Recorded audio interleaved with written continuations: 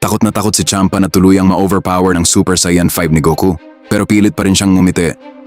Akala mo panalo ka na? Huwag mong maliitin ang isang God of Destruction. Ngumiti lang si Goku. Harapin mo na ang realidad, Champa. Kita naman ng lahat kung sino ang lamang ngayon.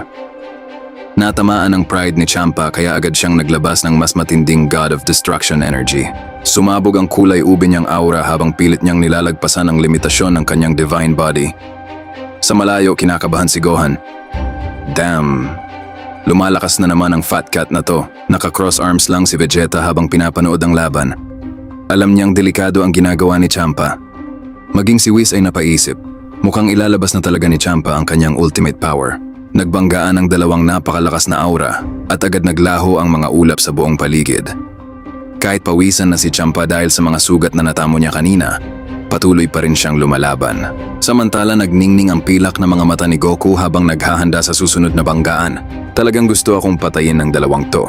Halos mataranta ang Supreme Kai. Kapag nasobrahan ang laban na ito at nadamay ang buong universe, siguradong malaking problema ang haharapin nila. Sa Arctic Battlefield, diretsahang kinutya ni Champa si Goku. Mortal ka lang na nakakuha ng konting divine power. Mali ang landas na pinili mo, napangiti si Goku. Champa, hindi ibig sabihin na galing sa Diyos ang kapangyarihan ay wala ng halaga ang lakas ng mga mortal. Nainis si Champa at agad pinakawalan ang napakalakas na destruction energy. Ngunit sinalubong ito ni Goku ng direkta. Nagbanggaan ang kulay ube at pilak na enerhiya habang yumanig ang langit, dagat at lupa. Kahit lumalakas si Champa habang nasasaktan, hindi pa rin niya mapigilan si Goku. Sunod-sunod siyang binugbog ni Goku sa himpapawid. Sa bawat pagbagsak ni Champa, mas lumalakas siya pagbangon. Ito ang kakaibang kakayahan niya bilang God of Destruction. Ngumiti si Goku. Tingnan natin kung may limitasyon ang power-up mo.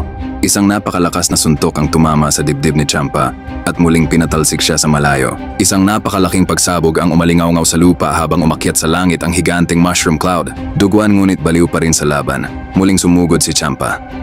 Maging ang espasyo sa paligid niya ay nagsimulang mabasag dahil sa sobrang divine power. Nagpalitan ng suntok at counter ang dalawa hanggang mapuno ng after images ang buong kalangitan. Isa itong brutal na close-range battle. Habang paulit-ulit na lumalakas si Champa, ginagamit naman ni Goku ang kanyang healing abilities para manatili sa peak condition. Dahil sa matinding bugbog, parang nabawi pa ni Champa ang ilan sa kanyang dating lakas. Pero hindi ito pinansin ni Goku. Champa, hindi sapat ang destruction power mo para talunin ako.